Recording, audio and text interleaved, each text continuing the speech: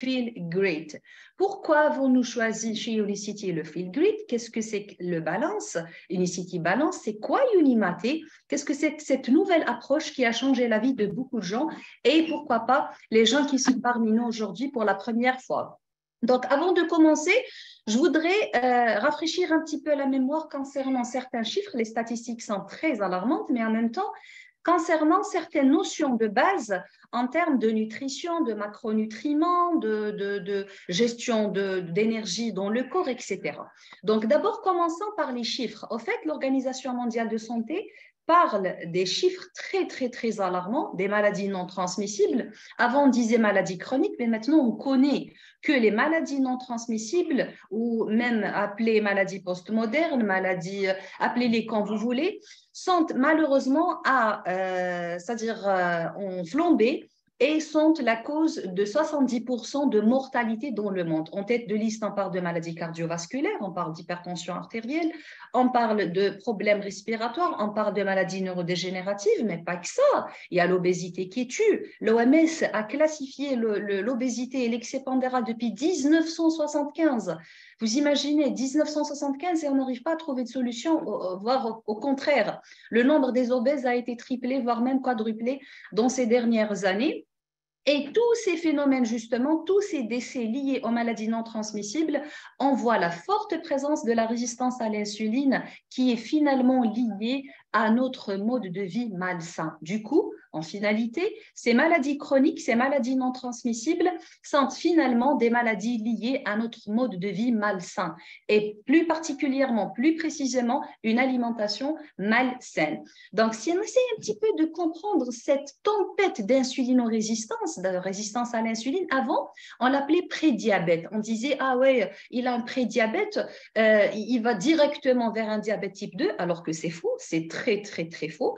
D'où l'intérêt de revoir justement les praticiens de la santé, voire même les nutritionnistes travaillent vraiment à cheval pour revoir ces notions malheureusement, je dirais pas fausses, mais c'est des notions qui doivent être revues de sorte à ce qu'il y ait plus de prise de conscience pour le mode de vie, pour l'alimentation, pour justement inverser ces chiffres, pourquoi pas. Donc, cette résistance à l'insuline est finalement un problème métabolique. Qu'est-ce que c'est que le métabolisme? En deux mots, c'est des millions de réactions chimiques qui se passent en même temps dans nos cellules, que ce soit nos cellules cardiovasculaires, les cellules du foie, les cellules de la peau, les fanettes, toutes les cellules ont une certaine machine-outil cellulaire qui travaille c'est-à-dire en permanent pour aboutir à une certaine fonctionnalité, les enzymes, voire même jusqu'au plus grand mouvement qui est par exemple la contraction musculaire, le mouvement, le fait de courir, de bouger, de parler, etc. Tout ça, c'est du métabolisme, bien parfait. Donc, cette insulinorésistance, il s'est avéré qu'elle peut être mesurée justement par les mêmes facteurs, identiquement les mêmes facteurs que l'on mesure le syndrome métabolique, donc le désordre des réactions chimiques dans notre corps qui se mesure par un taux de glycémie élevé, par des chiffres tensionnels élevés, par une HDLIMI effondrée. Généralement, on se concentre souvent quand on parle de cholestérol, voyons voir le LDL comment est-ce qu'il est, alors que la HDLIMI, c'est-à-dire le bon cholestérol, quand il est effondré, on ne fait pas très attention ou on ne prend pas soin de cet élément comme il se doit. Donc, l'HDLIMI effondré aussi, c'est un indicateur de désordre métabolique. Il y a aussi les triglycérides trop élevés, le tour de taille excessif. Donc, tous ces facteurs finalement sont identiquement les mêmes que l'on retrouve dans les syndromes métaboliques. Du coup, l'insulinorésistance est un syndrome en elle-même que nous devons bien maîtriser pour y faire face. Donc, je disais que l'insulinorésistance, c'est au-delà de ce qu'on pensait un certain temps. Le pauvre, il a un prédiabète, il finira par faire un diabète type 2. C'est vraiment au-delà de ça.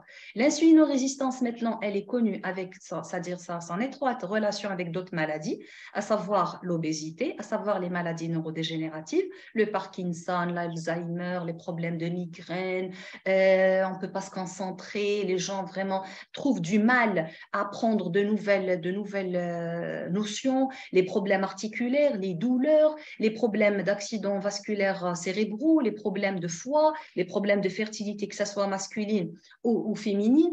Ensuite, il y a aussi les problèmes cardiovasculaires, voire même les cancers et le fameux diabète qui est comme une résultante à ce phénomène d'insulinorésistance.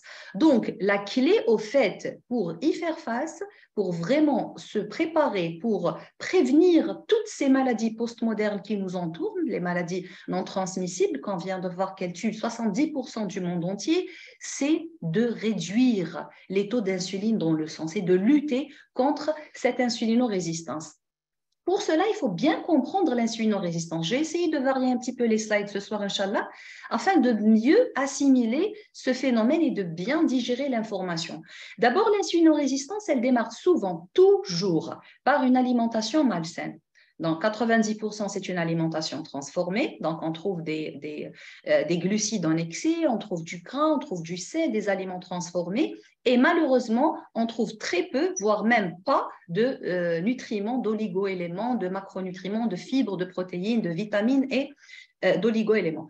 Du coup, ça va faire, bien sûr, après la digestion, ça va faire une hausse des taux de glycémie dans le sang, suite à laquelle le pancréas va répondre par une simple réponse qui est la fabrication de l'hormone responsable sur le taux de glycémie qui est l'insuline. Parfait, super.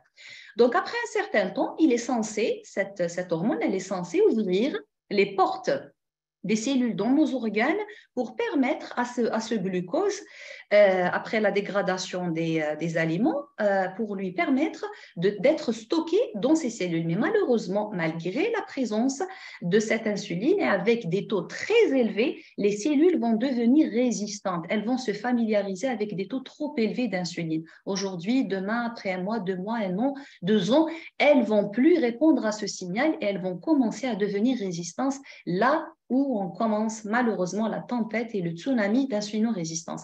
Qu'est-ce qu'il va faire le corps? Il va opter pour une deuxième machine outil, une deuxième solution qui est le stockage de cet excès de glucose sous forme d'adipocytes. Donc, on risque l'obésité, particulièrement abdominale. Donc, les viscères seront tous entourés de matière grasse, de ce qu'on appelle en métabolisme, on appelle les tissus adipeux comme un organe métaboliquement actif. Ça veut dire que c'est un organe. Pourquoi on fait toujours attention au poids?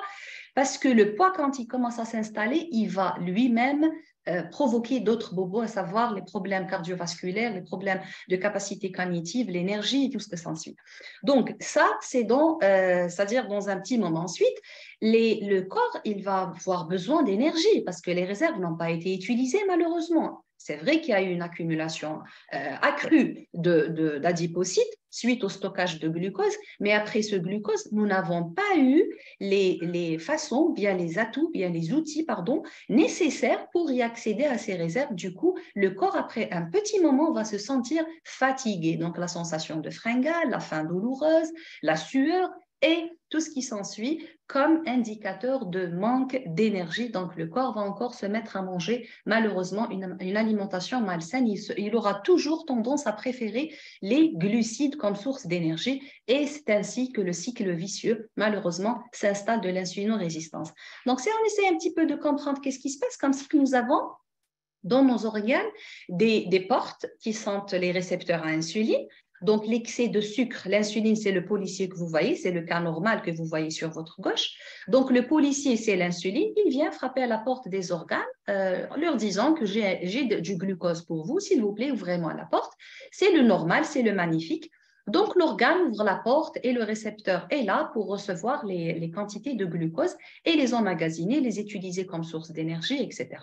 Mais malheureusement, comme on vient de voir, quand on a un excès d'insuline dans le corps, les organes vont terminer d'une façon, c'est-à-dire l'anarchie et les taux trop élevés d'insuline vont mettre l'organe en état justement ils vont refuser ce glucose parce qu'ils n'ont plus de place pour le stocker, parce qu'ils n'ont plus envie de répondre à cette insuline. Donc l'insuline, qu'est-ce qu'il va faire? Il va ramener du renfort avec lui. Donc cette fois-ci, si on était à un certain taux d'insuline, on va encore doubler, voire tripler les taux d'insuline et on parle d'un phénomène d'hyperinsulinisme que nous allons découvrir ensemble. Donc tout ça, c'est vraiment un véritable tsunami qui frappe très fort notre métabolisme, pas seulement le métabolisme énergétique quand on parle de glucides et de glucose, mais c'est tout le métabolisme du corps qui est incriminé. Donc, si on essaye de comprendre l'histoire ou comment est-ce que cette insulinorésistance nous sépare du diabète type 2 ou d'autres maladies qui sont maintenant vraiment, on connaît par rapport aux études scientifiques, on connaît le lien entre l'insulinorésistance et les maladies, par exemple, neurodégénératives, par rapport aux maladies cardiovasculaires, l'infertilité masculine-féminine, etc., les maladies du foie. Donc, c'est comme si on a devant nous un iceberg. Donc, généralement, on se concentre seulement, ce qu'on peut voir d'ailleurs, c'est la partie émergente. Mais tout ce qui est en dessous de la mer, on n'arrive pas à le voir, on n'arrive pas à le visualiser. Du coup, nous n'avons pas une idée sur qu'est-ce qui se passe au fait dans cette profondeur. C'est ça l'histoire de l'insulinorésistance. L'insulinorésistance, avant qu'elle déclenche d'autres maladies postmodernes, d'autres maladies métaboliques, elle peut durer pendant 10 ans, 15 ans, 20 ans, voire plus. Par rapport, c'est-à-dire en séparant entre l'insulinorésistance, le début de cette maladie, jusqu'à ce qu'il y ait apparition d'autres maladies métaboliques. Du coup, nous avons le temps. Nous avons le temps, raison pour laquelle nous sommes réunis aujourd'hui, pour voir quelles sont les solutions justement, c'est pour comprendre qu'est-ce qui se passe en profondeur. Le premier stade, c'est le stade silencieux. Quand on dit stade silencieux, c'est-à-dire que tout va bien, malgré le mode de vie malsain, le corps fournit un double effort pour canaliser le désordre, le bazar qui se passe dans les réactions métaboliques, qui est causé, justement, ce désordre, par les taux très élevés d'insuline suite à une malbouffe riche, très riche en glucides et pauvre en nutriments essentiels. Donc, on parle d'un stade silencieux et d'un double, voire triple effort fourni par le corps pour canaliser un petit peu qu'est-ce qui se passe. Deuxième stade, on parle d'hyperinsulinisme compensatoire, c'est-à-dire le pancréas qui est censé sécréter, je dis n'importe quoi, qui est censé sécréter 10 molécules d'insuline, quand il voit 30 molécules de glucose, il est censé en sécréter autant d'insuline pour répondre à ces taux de glucose. Du coup, il va sécréter 30 molécules d'insuline. On parle donc d'un phénomène d'hyperinsulinisme compensatoire qui va épuiser davantage ce fameux organe qui est le pancréas. Qu'est-ce qu'il va y avoir dans cette période? La personne va commencer à sentir les petits changements dans sa vie. Le glucose, il est moins bien capté, donc la glycémie, elle va commencer à augmenter après les repas, ce qu'on appelle la glycémie postprandiale. Donc, les cellules cibles ont du mal à répondre à des signaux qui sont exagérés vis-à-vis des quantités d'insuline, mais en même temps, on va avoir les tours de taille excessifs suite au stockage de glucose. On n'arrive plus à le stocker dans les organes qui sont glucodépendants, c'est-à-dire qui utilisent du glucose comme source d'énergie. L'obésité s'installe et tout le syndrome métabolique s'installe en termes de triglycérides, d'hypertension artérielle, hypo-HDLMI et tout ce qui s'ensuit. Le troisième stade, on parle de stade d'insulinorésistance. Elle est installée, elle est là, malgré que l'insuline est très dépendante, on parle d'hyperinsulinisme. Cela ne veut pas dire que la glycémie elle est gérée, équilibrée. Malheureusement, on a tout de même une hyperglycémie en même temps et à côté de cet hyperinsulinisme. Du coup, on arrive malheureusement au dernier stade où les cellules bêta, sécrétoires, les cellules qui sécrètent l'insuline, les cellules sécrétrices d'insuline, elles deviennent épuisées, elles meurent par apoptose, elles n'en peuvent plus, elles ont sécrété des quantités énormes, et du coup, le pancréas devient malheureusement, c'est-à-dire non fonctionnel, et on perd l'organe en totalité. Par contre, la question qu'on doit se poser, est-ce qu'il y a un chemin inverse? Est-ce qu'on peut faire demi-tour? Est-ce qu'il y a une façon? Oui, il y en a. Il y a une façon, heureusement d'ailleurs. Comment est-ce qu'on peut y procéder? Par une bonne hygiène de vie. Le glucose peut encore une fois être bien capté, bien toléré, si, je dis seulement si, dans certaines conditions, si on arrive à gérer son poids, avoir un poids normal et maintenir un poids optimal, avec une activité physique adaptée, donc selon les cas, chacun son cas, avec un mode de vie sain, dormir correctement, éviter le stress, ça peut créer d'une façon, c'est-à-dire d'une façon très, très métabolique et très dynamique, recréer la flexibilité métabolique et du coup une meilleure sensibilité de ces cellules à l'insuline qui étaient à un moment donné malheureusement insensibles. Et du coup, ceci dit, nous allons réparer le métabolisme. On parle d'une relance métabolique, une santé métabolique redevient encore une fois saine. Donc voilà, pour vraiment récapituler, encore une fois, il n'y a pas que le diabète type 2, c'est toutes les maladies postmodernes qui suivent le schéma d'insulinorésistance. Donc heureusement, il y a quelques signes qui alarment le corps humain, qui nous disent un petit peu sur ce qui se passe dans nos corps concernant l'insulinorésistance. Il y a d'abord la fatigue. Les gens qui sont souvent fatigués, c'est l'un des signes majeurs d'insulinorésistance. La douleur articulaire, des douleurs articulaires inexpliquées, des maux de tête inexpliqués, les œdèmes, les graisses abdominales, ce qu'on appelle les acrocordons sur le cou, c'est des petites extensions de la peau, l'hypertension artérielle, l'eczéma, le psoriasis, l'hyperpigmentation au niveau du cou aussi. Donc, tout ça, c'est des signes qui nous indiquent justement que le corps souffre d'une insulinorésistance et que les taux d'insuline sont trop élevés au point où les cellules n'arrivent plus à répondre à ce signal et vont commencer à lutter, à résister à ce signal qui est les taux d'insuline. Donc maintenant, essayons de rafraîchir un petit peu les notions de base concernant la nutrition. Maintenant, on vient de voir que le métabolisme est très important, l'insulinorésistance c'est l'une des préoccupations, c'est l'un des problèmes majeurs qui initie toutes les maladies postmodernes, mais en même temps, nous avons besoin d'énergie. Nous avons besoin d'utiliser de l'énergie pour être en bonne forme, pour vivre, pour travailler. C'est-à-dire, comment est-ce qu'on pourrait s'alimenter et quelles sont les bases nutritionnelles essentielles? Au fait, les bases nutritionnelles essentielles concernant l'énergie, l'utilisation et le management, la gestion de l'énergie dans le corps, c'est à travers 3 macronutriments qui sont les protéines, les lipides et les glucides. Il n'y a pas que les glucides qui donnent de l'énergie. Toutes ces sources peuvent être converties après la digestion et toute la dégradation, peuvent être converties en sources d'énergie pour le corps. Et nous allons aujourd'hui, cette soirée, nous intéresser aux glucides. Nous allons nous intéresser aux glucides, nous allons nous intéresser aux fibres et comment est-ce que les fibres, justement, sont une clé très importante que nous devons exploiter afin de pouvoir gérer les taux d'insuline et les taux de glycémie dans le corps. Notre corps, si on peut un petit peu, ou on essaie un petit peu de comprendre comment est-ce qu'il utilise l'énergie, vous l'imaginez comme, essayez de l'imaginer comme une voiture hybride. Vous connaissez tous les voitures hybrides qui utilisent à la fois du carburant et de l'électricité pour alimenter le moteur. Elles sont conçues pour switcher entre les deux sources d'énergie. Parfait, magnifique. Si on essaye de comprendre un petit peu le lien entre la voiture hybride et le corps humain, de la même façon, le corps humain est doté de toutes les notions, de toutes les machines-outils qui lui permettent de switcher entre deux sources d'énergie très importantes qui sont les glucides, qui vont se dégrader pour donner une forme plus facile qui est le glucose, comme source d'énergie de beaucoup de cellules dans notre corps. Et la deuxième source qui est le gras, les lipides. Que ce soit les lipides que nous apportons, les lipides sains, bien sûr, l'huile d'olive, l'avocat ou autres, les oméga-3 et tout, comme source de bonnes graisses, ou bien les graisses déjà emmagasinées sous forme d'adipocytes dans notre corps. Ça, c'est le parfait. Mais malheureusement, suite aux conditions de vie malsaines, l'alimentation malsaine, la sédentarité, le stress, le corps va utiliser uniquement les glucides comme source d'énergie. Et on parle d'inflexibilité métabolique vis-à-vis des sources énergétiques utilisées par le corps.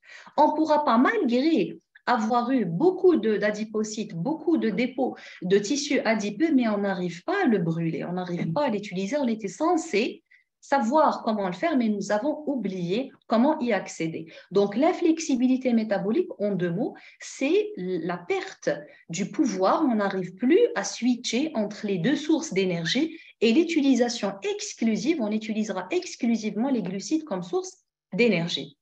Donc, en fait, maintenant, on se pose la question, quelle est la clé ou bien le déterminant, justement, qui peut me permettre de réparer, de rétablir ce phénomène ou bien ce pouvoir de switcher entre les deux sources d'énergie. Le déterminant essentiel et la clé essentielle, c'est les taux d'insuline.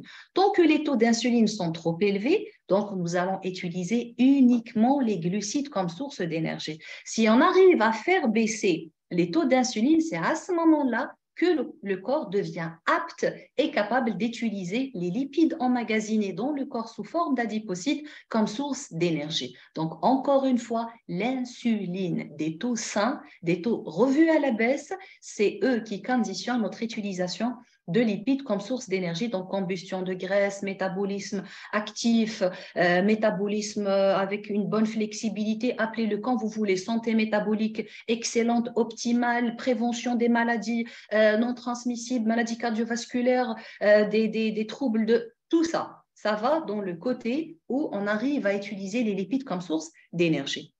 Mais encore une fois, malheureusement, nous ne vivons pas une vie parfaite. On vit dans un stress au quotidien, nous avons des challenges, nous avons du boulot, nous avons notre vie quotidienne, personnelle, savoir chacun a ses préoccupations, ses challenges.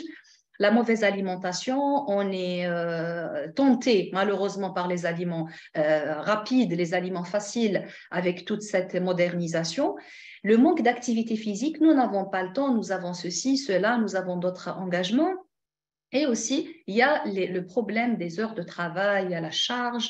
Il y a à côté de tout ça, tous ces facteurs sont vraiment propices pour développer un syndrome métabolique qui va encore nous enfoncer dans tout ce qu'on vient de voir. Du coup, raison pour laquelle il faut bien décortiquer, il faut bien comprendre comment est-ce qu'on doit agir.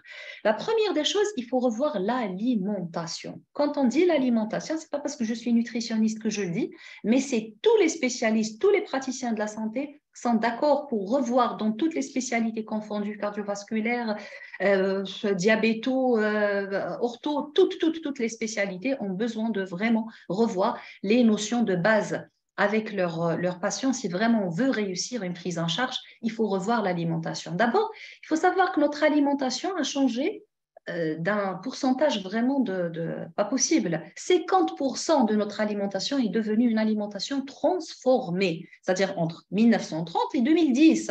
On parle de 2010. Donc, on voit la diversité dans les supérettes, dans les grandes surfaces d'aliments transformés. On est tenté, nous n'avons pas le temps de cuisiner, donc on opte toujours pour ces sauces, ces plats préparés, c'est ceci, cela.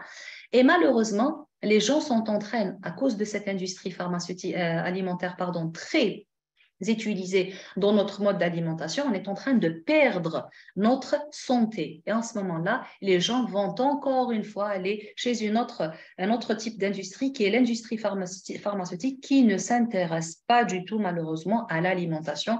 Et voilà le circuit vicieux dans lequel nous vivons entre l'industrie alimentaire et l'industrie pharmaceutique. Donc, la fibre est très, très, très importante. Malgré cela, on parle souvent dans c'est-à-dire les trainings, les formations, les congrès, on entend souvent parler des documentaires, les médias, on parle souvent des fibres et de leur importance dans la vie. Malgré tout ça, malheureusement, on a constaté entre 1942 et 2002 une baisse vraiment dramatique dans la consommation des fibres qui s'est malheureusement répercutée sur notre santé, pas uniquement sur notre alimentation. Donc, pour mieux comprendre la chimie des fibres, pourquoi est-ce qu'on parle souvent diversifier vos fibres, diversifier les sources de fibres, prenez suffisamment de fibres, de fruits et légumes, ceci, cela? Parce que la chimie des fibres est très importante à comprendre. Si on essaye un petit peu, commençons par une analogie de Lego, si on peut dire.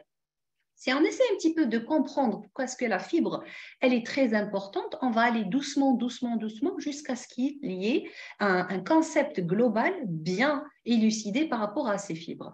D'abord, la fibre, elle est constituée, si encore une fois on fait analogie, c'est-à-dire on compare avec l'analogie de Lego, elle est fabriquée ou bien elle est constituée de petites molécules, de petites unités fondatrices qui sont appelées monosaccharides, comme les petites briques là qu'on voit de Lego. Et généralement, on connaît le glucose, mais il n'y a pas que le glucose. Le sucre de table, c'est un disaccharide, ça contient donc, l'accumulation ou bien l'association de plusieurs unités fondatrices peut donner ce qu'on appelle les chaînes de polysaccharides. Les chaînes de polysaccharides ou les chaînes de sucre qui sont à la fois différentes en termes de fonction et différentes en termes de nature. Donc, on parle de fibres qui ont un pouvoir ou bien une solubilité différente, une digestibilité différente, d'où la notion de fibres solubles et insolubles. Quand on dit fibres solubles, c'est des fibres, bon là, on n'est pas encore arrivé au stade de fibres, c'est-à-dire c'est juste pour vous initier. Les fibres, c'est encore plus complexe que ça. Donc, c'est le pouvoir, quand on dit soluble, le pouvoir de gonfler, si on peut dire, dans un milieu visqueux, là où il y a l'eau. Et cette forme gélatineuse, ce gel, cette forme visqueuse, elle va justement nous donner plusieurs bienfaits, à savoir un pouvoir pour contrôler les taux de glycémie dans le sang, dans les repas et du coup dans le sang, que nous allons découvrir un peu plus tard, à savoir les taux de triglycérides, les taux de cholestérol, mais en même temps, de donner une meilleure possibilité de faire passer les résidus, donc un meilleur transit.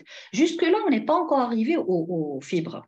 C'est lorsqu'on arrive à construire une belle maison avec tous ces détails, c'est à ce moment-là qu'on parle d'une structure de matrice polysaccharidique. C'est des dizaines de polysaccharides qui sont à la fois empilés et pliés l'un sur l'autre pour donner cette belle structure. Et là, on parle de fibres. Donc, vous imaginez d'où est-ce qu'on est venu jusqu'à ce qu'il y ait toute cette forme complexe. C'est la chimie des fibres. Donc, la fibre est complexe, raison pour laquelle on dit toujours il faut miser sur les sucres lents.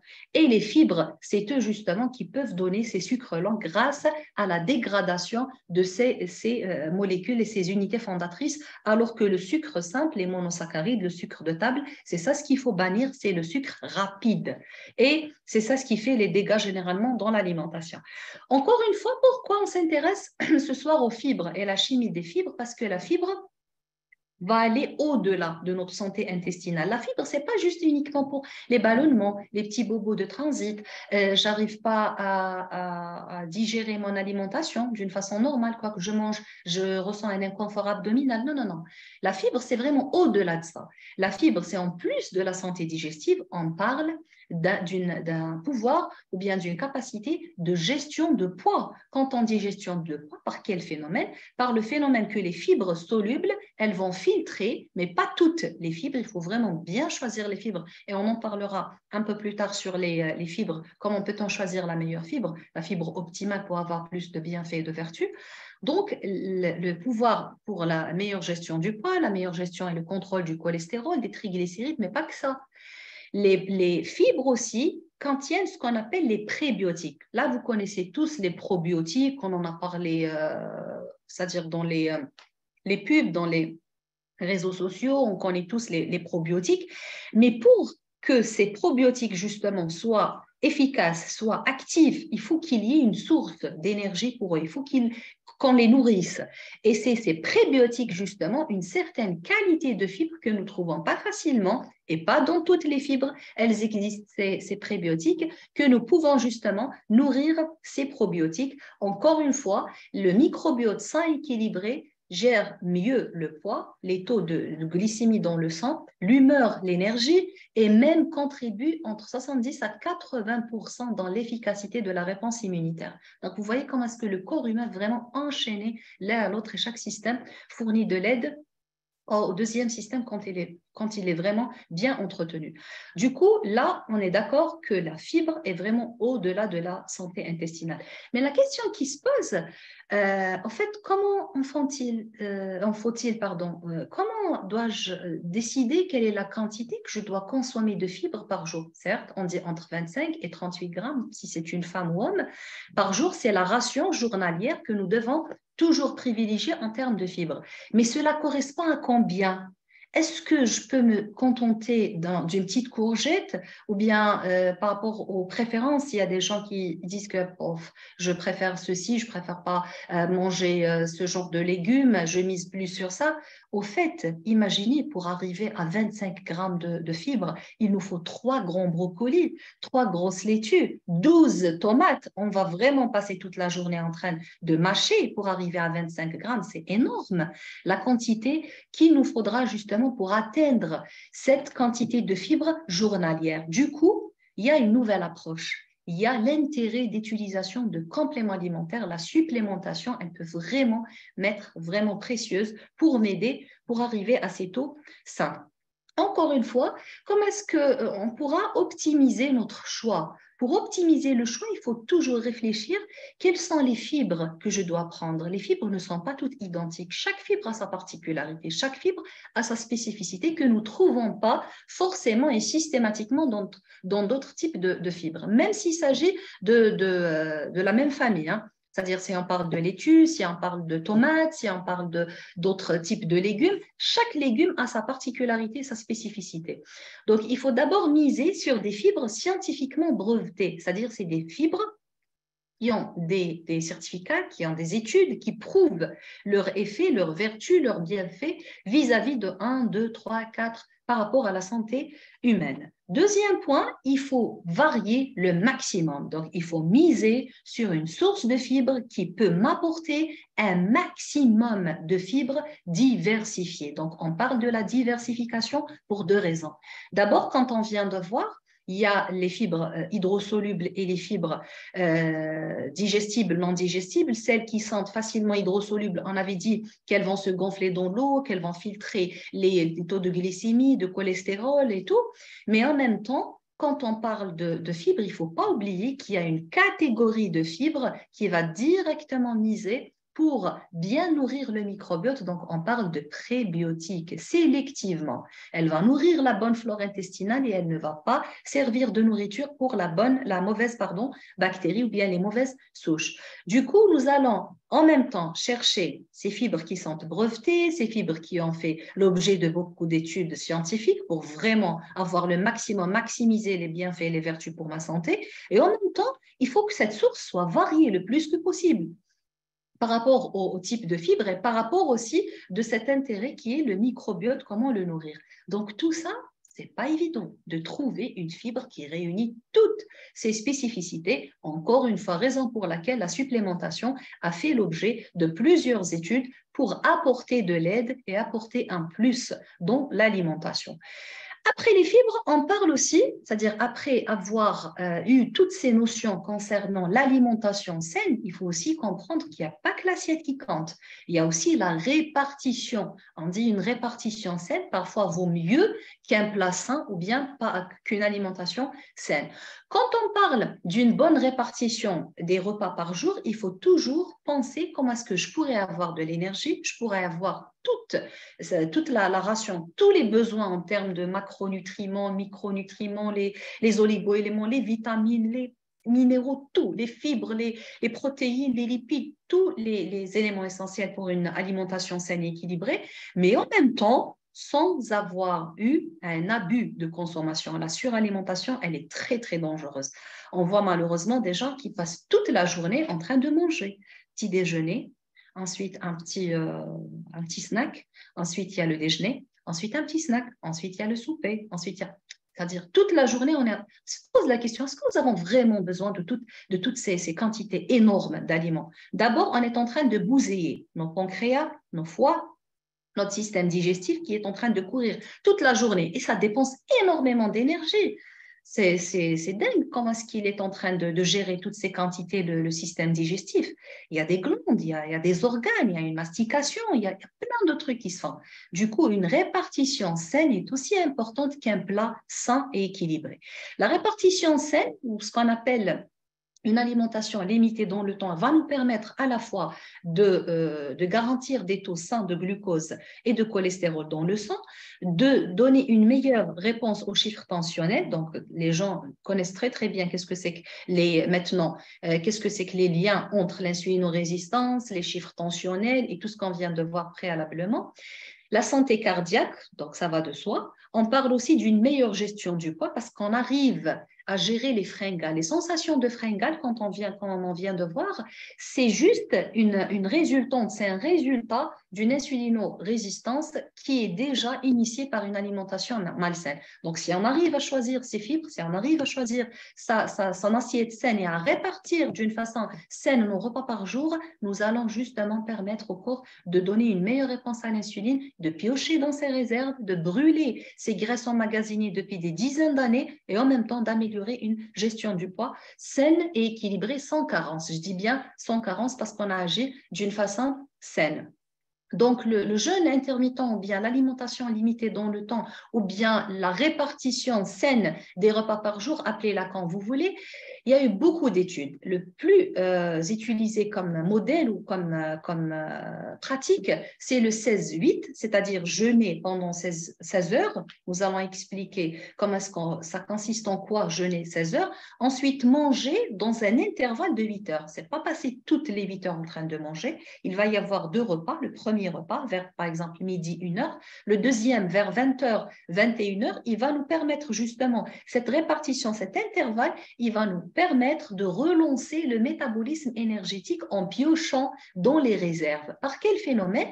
Cette pratique a fait l'objet de plusieurs études. D'abord, ça va nous permettre de revoir et de freiner un petit peu le vieillissement, le processus de vieillissement cellulaire. Vous connaissez tous que le mode de vie malsain accélère le processus de vieillissement cellulaire. Du coup, les cellules deviennent incapables de gérer ces besoins, que ce soit en énergie ou autre. Du coup, le premier gain, ça sera la facilitation, bien la possibilité de lutter contre ce phénomène. Deuxième point très important, quand on pratique cette façon de répartir les repas par jour pendant 30 jours ou plus, nous allons gagner plusieurs encore bienfaits. On parle d'un système immunitaire plus robuste parce qu'encore une fois, nous allons éliminer les cellules qui sont vieilles, les cellules défaillantes qui n'arrivent pas à lutter comme il se doit sur l'organisme et en produire de nouvelles cellules plus jeunes, plus efficaces et plus dynamique. On parle aussi de capacité cognitive meilleure, de santé cérébrale meilleure, on parle d'énergie meilleure, on parle d'un métabolisme meilleur, énergétique ou métabolisme en global, et d'une meilleure réponse aussi à l'insuline, avec une meilleure aussi gestion du poids et durable dans le temps. Quand on dit durable dans le temps, c'est-à-dire sans avoir recours à l'effet yo-yo, c'est-à-dire quand on arrête, si on veut arrêter, si on veut faire une petite fenêtre, ça ne sera pas l'effet inverse, ça ne sera pas l'effet yo-yo comme on a l'habitude de voir dans certaines diètes.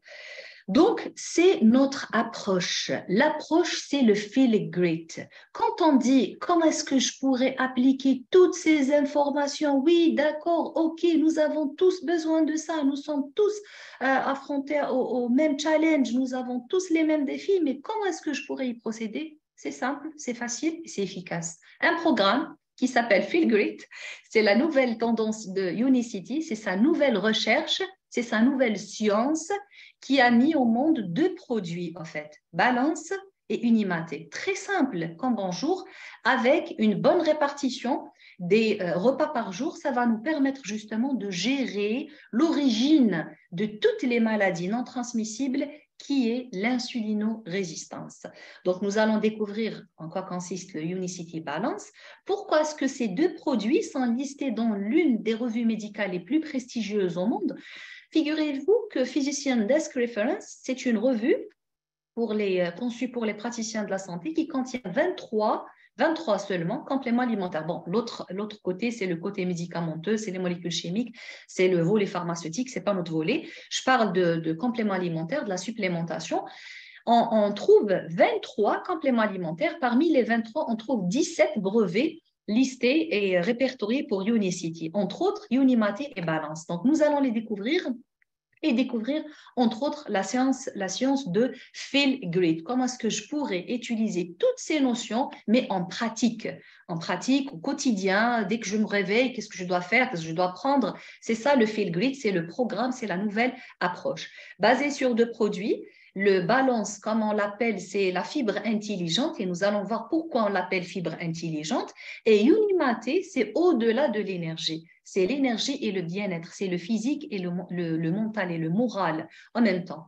Donc d'abord, commençons la journée par Unimaté, c'est-à-dire il n'y aura pas de petit déjeuner, nous n'allons pas prendre notre petit déjeuner, nous allons, quand on se réveillera, prendre un sachet de Unimaté. Qu'est-ce qui va nous permettre ce maté? D'abord, il faut savoir que l'Unimaté, c'est la plante, c'est le nom vernaculaire, maté, c'est le nom vernaculaire d'une plante qui s'appelle Yerba mate, Ilex paraguensis. Donc, Ilex paraguensis, le nom scientifique, et Yerba, ou bien maté, c'est le nom vernaculaire, originaire de l'Amérique du Sud. on avait trouvé qu'il y a plein de vertus pour cette plante. Donc, il y a des vertus dues à sa composition. Donc, quand on parle de composition, on parle de saponine, que nous allons découvrir maintenant, les acides chlorogéniques, caféine et théobromine. Quand on parle de cette molécule innovante, de cette formulation unique qui a été listée, malgré qu'il y a des dizaines, maintenant des centaines de yerba maté, même les célébrités de football, les célébrités de partout dans le monde qui prennent ce maté, je dirais, traditionnel, pourquoi Unimaté, c'est elle qui a été listée dans le PDR? D'abord, sa teneur en théobromine, vous connaissez que le théobromine, c'est, je ne dirais pas un analogue, mais c'est une molécule qui ressemble un petit peu au caféine, mais qui a aussi d'autres vertus. Entre autres, c'est l'amélioration de l'humeur. On trouve généralement cet effet magnifique, cet effet que l'on désire souvent dans les chocolats, quand il est de bonne qualité, le chocolat noir, etc. Donc, théobromine, c'est une molécule biochimique trouvée naturellement dans certaines plantes, entre autres yerba maté, qui donne cette sensation de bonne humeur. Cette sensation, elle améliore la bonne humeur. Il y a aussi les saponines, encore une fois, c'est des molécules biologiques que nous trouvons dans certaines plantes, particulièrement et avec une grande quantité dans yerba maté. Ces composantes ont une particularité, c'est qu'elles jouent un rôle très important dans la modulation de l'expression des gènes. C'est-à-dire, en deux mots, comment est-ce qu'on pourrait lutter contre la pression, le stress, on n'arrive pas à assimiler, on a la tête ailleurs, on doit se concentrer. Il y a des molécules qui sont faites biochimiques dans certaines plantes, entre autres les saponines, qui sont faites justement pour moduler l'expression des gènes qui gèrent ces sensations de bien-être et ce moral. Sans oublier bien sûr les acides chlorogéniques. Ces acides chlorogéniques ont plusieurs vertus pour la santé du foie, pour le bon déroulement des réactions enzymatiques, pour la protection de l'ADN des radicaux libres, pour la combustion de graisse et des acides gras et des lipides dans le corps, pour la gestion du poids, pour la sensation de satiété, et j'en passe, grâce à leur pouvoir antioxydant. Donc tout ça, toute cette formule magique trouvée dans Unimaté, encore une fois, grâce à un procédé de fabrication très très sophistiqué, Unimaté est devenu encore 10 fois plus concentré que le maté traditionnel que vous avez l'habitude de voir certaines célébrités en train de le prendre. Donc, grâce à une concentration de 375 fois plus d'acide chlorogénique, donc imaginez la quantité immense d'antioxydants que nous pouvons trouver dans Unimaté. C'est ça ce qui fait la différence. Et que quand je prends Unimaté le matin, au lieu de prendre un petit déjeuner généralement malsain, des croissants ou du sucré salé, des choses même pas salées, c'est des choses généralement des pâtes et tout ce qui s'ensuit. Ça va me permettre d'abord de donner un boost énergétique le matin. Pour une meilleure concentration aussi, je peux miser sur Unimaté, avoir moins d'appétit, donc je n'aurai pas besoin de manger, sachant que j'ai dormi toute la nuit, donc en moyenne 10 à 12 heures, bon 12 heures peut-être c'est exagéré, mais 10 heures en moyenne de sommeil, donc j'aurai probablement faim, mais après cela, après avoir pris Unimaté, je pourrais encore prolonger ma période de jeûne jusqu'au premier repas qui est vers environ midi, 1 heure, ce qui va me permettre encore de piocher davantage dans mes réserves, du coup, une combustion accélérée, mais d'une façon saine de mes graisses, donc de mon tissu adipeux, une meilleure performance athlétique, donc je pourrais faire une activité physique, je pourrais aller courir, je pourrais faire ce que j'ai l'habitude de faire comme activité physique le matin, une meilleure gestion du poids, une meilleure capacité cognitive grâce aux théobromines, les saponines qu'on vient de faire, une façon de lutter contre le stress et de bien démarrer sa journée, mais en même temps donner une meilleure sensation de satiété qui va m'empêcher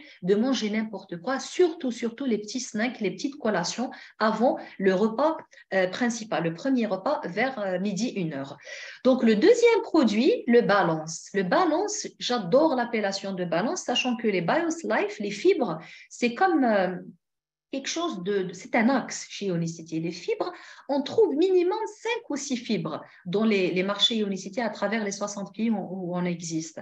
Mais le balance, vraiment, il porte bien son nom, c'est qu'il est là pour balancer les taux de glycémie, les taux de cholestérol et de nous fournir aussi, c'est une source de vitamines, d'oligo-éléments nécessaires pour une meilleure gestion d'énergie dans la journée. Donc, le balance, il faut, quand on essaie un petit peu de décortiquer sa composition, on comprend qu'est-ce qui a fait breveter cette molécule, malgré qu'il existe des centaines, des milliers de fibres à travers le monde. D'abord, c'est une source variée de fibres. Quand on voit des fibres, on vient de voir l'intérêt des fibres, le but de diversifier les sources de fibres, comment est-ce que la fibre va au-delà de la santé digestive. Donc, il y a une variabilité dans les sources de fibres. À toute cette variabilité de fibres, il faut compter que c'est une source aussi de plus de 9, une dizaine de vitamines et d'oligo-éléments. Quand on parle de zinc, il y en a du zinc et la forme organique du zinc, beaucoup mieux assimilée que la forme minérale. On parle de gluconate de zinc, on parle de chromium, le chrome. Le chrome en lui-même, ça se vend à travers le monde entier comme complément alimentaire qui contribue dans la gestion de glycémie et de cholestérol. Vous imaginez, à toute cette matrice extraordinaire de fibres, on rajoute toutes ces vitamines, tous ces oligo-éléments, raison pour laquelle le balance a été listé dans le PDR. Donc, il y a une certaine loi, on vient de voir l'analogie, par l'analogie des Legos, comment est-ce que les fibres ont une capacité vraiment à se plier et à fabriquer ce qu'on appelle la matrice de fibres, mais en même temps, il faut comprendre que seule la fibre, suite à sa structure ou grâce à sa structure chimique, seule la fibre a la capacité de capter le sucre, de le piéger et de l'empêcher d'entraîner des hyperglycémies dans le sang et du coup des réponses à l'insuline. Donc, tant que j'ai suffisamment de fibres en termes de quantité et de qualité, j'ai un meilleur contrôle pour les quantités d'index glycémique, les teneurs en glycémie dans mon bol alimentaire et du coup qui va se répercuter sur un meilleur contrôle sur les taux de glycémie dans le sang. Donc cette formulation, elle est unique. Elle est répertoriée dans le PDR grâce à tout ce qu'on vient de voir, les antioxydants en termes de vitamines. Il y en a, la vitamine A, C, E, un complexe de vitamine B. Quand on dit complexe de vitamine B, égale anti-fatigue. Parce que la majorité de gens, quand ils essayent un petit peu de trouver des solutions, des diètes, des programmes, ils ont toujours peur des problèmes d'énergie, en se disant que quand je vais commencer un régime alimentaire, je serai toujours fatiguée, j'aurai toujours besoin de quelque chose pour booster mon énergie. C'est d'emblée fait. Il y a Unimate et il y a aussi la formule de Slim qui est déjà renforcée avec le nécessaire et l'essentiel en vitamines. Surtout, en tête de liste, il y a la vitamine, le complexe de vitamine B, sans oublier bien sûr le polyconazole, les phytostérols, les fibres essentielles qui ont la capacité de capter et de piéger le glucose. Donc, voici quelques études faites par Unicity avec l'Université de Sydney, raison pour laquelle on avait dit au début, il faut miser sur la fibre qui a le plus d'études. Les résultats cliniques en parlent. C'est une étude qui a été faite en étroite collaboration avec l'Université de Sydney sur un groupe de volontaires qui ont pris une quantité de glucose et on avait dosé ensuite, après la prise de glucose, les taux de glycémie. Bien sûr, le glucose, une fois ingéré, il va entraîner une augmentation de glycémie dans le sang. Le même groupe avait pris cette fois du pain blanc. Comme vous le savez, le pain blanc, encore une fois, va faire augmenter les taux de glycémie. Les mêmes personnes avaient pris les mêmes quantités de glycémie et de pain blanc, mais cette fois-ci, précédée d'une dose de balance. Donc, nous avons remarqué une baisse spectaculaire dans les quantités de glycémie qui sont dues à quoi, au fait? Elles sont dues justement à ce filtre. Ces fibres qui ont su comment capter ce sucre qui se trouve, que ce soit dans le pain blanc ou dans le glucose qu'on avait administré à ce groupe de volontaires, et ont réduit d'une façon significative les taux de glycémie donc dans le bol alimentaire et du coup dans le sang. Donc la même étude a été faite sur les mêmes personnes, mais cette fois-ci, on avait dosé chez eux l'insuline. Maintenant, on comprend très bien que l'insuline n'est qu'une réponse au taux de glycémie. Si on veut vraiment réduire les taux d'insuline, on n'a qu'à revoir notre alimentation, on n'a qu'à revoir les taux de glucose ingérés. Donc, vu que balance avait la capacité de réduire les taux de glycémie dans le bol alimentaire et du coup dans le sang, le pancréas n'a pas sécrété des quantités énormes d'insuline, il sécrétera juste ce qu'il faut pour digérer et pour contrôler les taux de glycémie. Donc, comment est-ce que cela a été fait? Cela a été fait en réduisant les index glycémiques des repas. Du coup, le balance, il est là pour balancer, pour peser, pour filtrer comme un policier de route. Donc, il va laisser passer les aliments à index glycémique bas ou moyen. Il va empêcher les aliments à index glycémique trop élevé de passer. C'est une façon de filtrer. En plus de tout ça, il y a le capteur qui se trouve dans ces fibres-là, pardon, qui ont la capacité de capter l'excès de sucre dans les aliments. Donc, qu'est-ce que je vais avoir quand je vais prendre le balance avant le premier repas, avant le deuxième repas? Donc, on avait dit entre midi et 1h, ça sera le premier repas. Et entre 20h, 21h, je préfère 20h, 21h, c'est très exagéré. 20h, ça sera le deuxième repas, donc partons sur midi, 20h. De cette façon, nous allons permettre justement au corps, avant de prendre le repas, en prenant le balance, nous allons permettre justement au corps d'abord de réduire les effets des glucides sur la glycémie, de revoir et de contrôler les taux de cholestérol, parce que balance encore une fois de la même façon, les fibres ont la capacité de réduire les taux de cholestérol et de les empêcher, ces quantités de cholestérol, d'être absorbées par les intestins et d'aller au niveau des taux sériques, c'est-à-dire dans le sang. Et en même temps, ça va nous permettre de nous donner une meilleure sensation de satiété, c'est-à-dire une meilleure sensation de satiété, de lutter contre un fléau qui sont les sensations de fringale. Il y a beaucoup de gens qui n'arrivent pas à tenir entre les repas, mais c'est énorme. C'est un problème très important que nous devons comprendre qu'est-ce qui se passe. Et maintenant, on sait qu'est-ce qui se passe. C'est la résistance à l'insuline. Comment est-ce que je pourrais y faire face? En augmentant en termes de quantité et de qualité les fibres. Les bonnes fibres vont miser justement sur une bonne alimentation et une bonne digestion qui va durer plus longtemps dans le temps et en même temps qui va me permettre une meilleure sensation de satiété sans avoir recours à une alimentation malsaine entre les repas ou à une collation. Donc, l'apport en vitamines, en oligo-éléments, on vient de voir le zinc, en gluconate en plus, c'est la forme organique, la meilleure forme de zinc. On vient de voir aussi le chrome, on vient de voir le complexe de vitamine B, le complexe de vitamine A, C, E, les antioxydants les plus puissants. Donc, c'est une vraiment chance pour réparer et relancer un métabolisme qui était fatigué pendant très longtemps et qui ne pouvait pas justement trouver de solution d'une façon normale, c'est-à-dire sans avoir recours à une aide externe, raison pour laquelle, encore une fois, les compléments alimentaires, nos jours, sont devenus quelque chose d'indispensable. Il faut juste bien choisir et miser sur la meilleure molécule. Passons maintenant aux questions. Je vous ai choisi un petit peu les questions les plus fréquentes concernant le feel grit. Vous n'êtes pas les premiers. Il y a des centaines de personnes qui ont déjà essayé feel grit, qui ont eu de magnifiques résultats et en même temps qui ont posé beaucoup de questions. Pour justement vous aider à bien visualiser la chose, on a essayé de vous concocter quelques questions pour ce soir. La première question par rapport à Unimate. Il y a une, je dirais, minime tranche de personnes qui me contactent pour, comme quoi que Unimate leur fait sentir la nausée. Ils se sentent nauséeux lorsqu'ils prennent Unimate à jeun. Il faut savoir que cette catégorie de personnes, malgré qu'elle est minime, on doit en parler pour bien connaître qu'est-ce qu'on doit faire, se pose la question, est-ce que ce programme est bon pour moi? Qu'est-ce que je dois faire? Est-ce que je l'arrête? Ceci, cela, nanana. Donc, Unimate, ce n'est pas lui qui vous donne la sensation de nausée, c'est plutôt le fait de prendre un liquide sur estomac vide, un liquide à jeun. C'est ça ce qui vous donne la sensation de la nausée.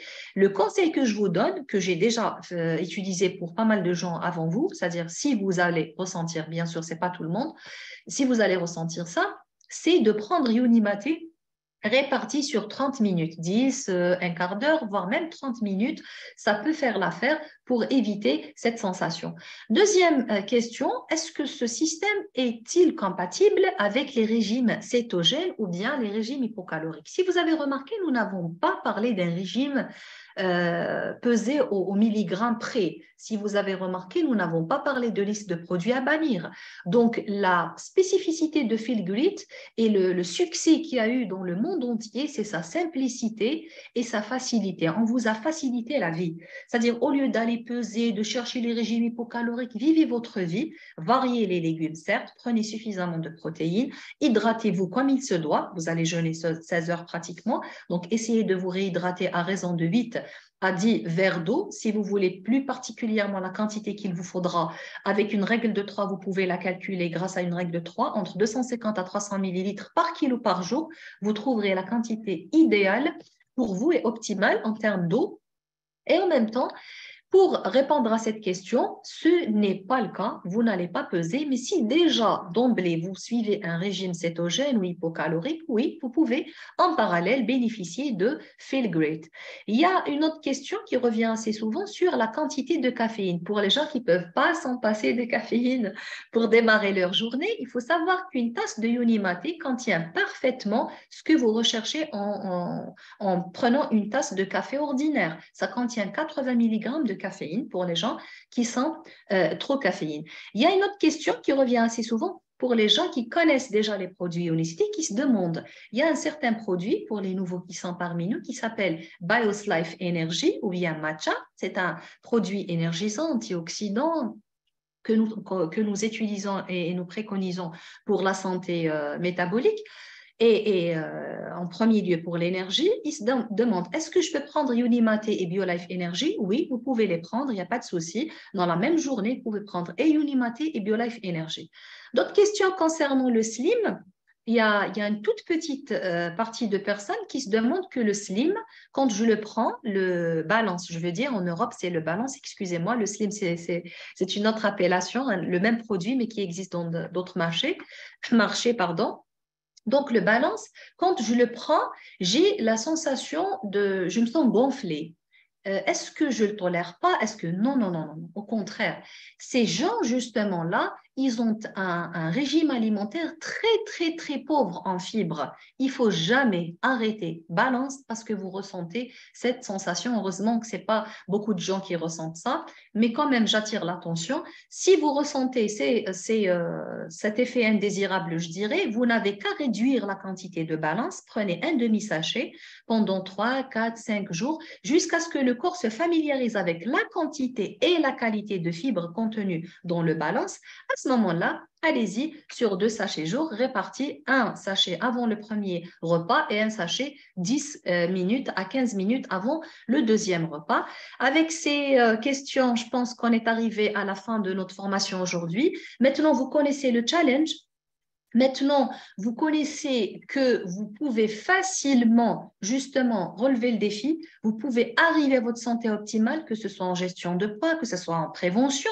Je veux prévenir mon corps des maladies postmodernes, des troubles métaboliques, des problèmes de cholestérol, de triglycérides. Je veux me sentir en bonne énergie. Je suis tout le temps fatiguée. J'arrive pas, justement, à vivre une vie équilibrée par rapport à l'énergie, par rapport à beaucoup de choses. Donc là, nous avons essayé de vous donner toutes les pratiques de la science moderne sous forme d'un programme facile, efficace et surtout très, c'est-à-dire très, très pratique en termes d'utilisation. Une répartition saine des repas avec 2 produits listés dans les revues les plus prestigieuses. Maintenant, vous avez une des résolutions pour 2023, il me semble. Donc, tout le monde, en fin d'année, on commence un petit peu à imaginer la nouvelle année. Je vais essayer de m'inscrire dans une salle de sport. Je vais essayer de gérer, faire plus attention à mon poids. Là, je trouve que je ne vis pas bien, je ne suis pas en pleine énergie, je n'arrive pas à profiter de ma vie, je n'arrive pas à me retrouver, c'est-à-dire en pleine forme, ni avec ma famille, ceci, cela. Donc là, je pense que vous avez une belle résolution pour 2023 afin que nous puissions un petit peu vous aider sur le plan nutritionnel. C'était les meilleurs vraiment conseils que je voulais partager avec vous. J'espère que vous avez noté. Et le plus important, comme Ilyes l'avait dit tout à fait au début, n'oubliez pas de partager. La science, ça se partage, croyez-moi. Nous avons fait le maximum pour partager avec vous toutes les sciences. On ne vous a pas dit que le feel great est égal bonne répartition des repas, plus balance, plus feel great. Non, on ne s'est pas contenté de ça. On est allé vraiment dans les détails. On a partagé avec vous le secret, la formulation des produits pour que vous puissiez vraiment comprendre en quoi cela consiste. N'oubliez pas de partager avec les autres, vous aussi, comme on l'avait fait avec vous. J'espère que toutes ces informations vous seront utiles et Inch'Allah, on va se retrouver dans d'autres formations. À bientôt et excellente soirée à tout le monde.